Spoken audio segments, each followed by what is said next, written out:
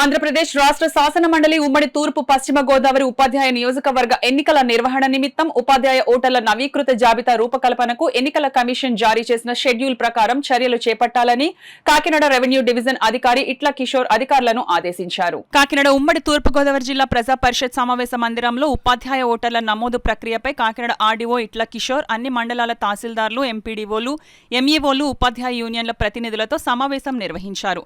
ఈ సందర్భంగా ఆయన మాట్లాడుతూ సజావుగా నూతన ఉపాధ్యాయ ఓటర్ల జాబితా రూపకల్పనకు అందరూ సహకరించాలని కోరారు.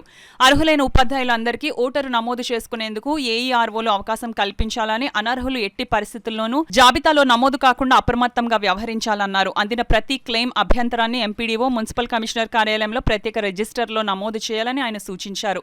సమావేశంలో కాకినాడ ఆర్డీఓ కార్యాలయ పరిపాలనా అధికారి పి త్రినాథరావు, అన్ని మండలాల తహసీల్దార్లు, ఎంపీడీఓలు, ఎంఈఓలు, హెచ్ఎం అసోసియేషన్, యూటీఎఫ్, ఎస్టీయూ, ఏపీయూఎస్, ఉపాధ్యాయ యూనియన్ల ప్రతినిధులతో పాల్గొన్నారు.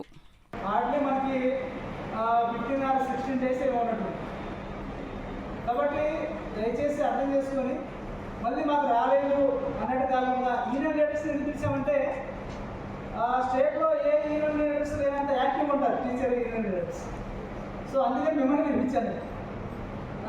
కాబట్టి మీ నుంచి వారికి కన్వే చేసి నాకు రేపటి నుంచి క్లైమ్స్ రావాలి. నా డివిజన్లో అంటే నాకు నియర్లీ 10 మండల్స్ ఉన్నాయి. నా డివిజన్లో ఏ ఇన్స్టిట్యూషన్స్ అయినా అక్కడ ఉన్న టీచర్స్ మాకు ఫామ్స్ రాలేదు కానీ మా నోటీసులో లేదని కానీ అని మనం చెప్పకూడదు, మనం అడగకూడదు.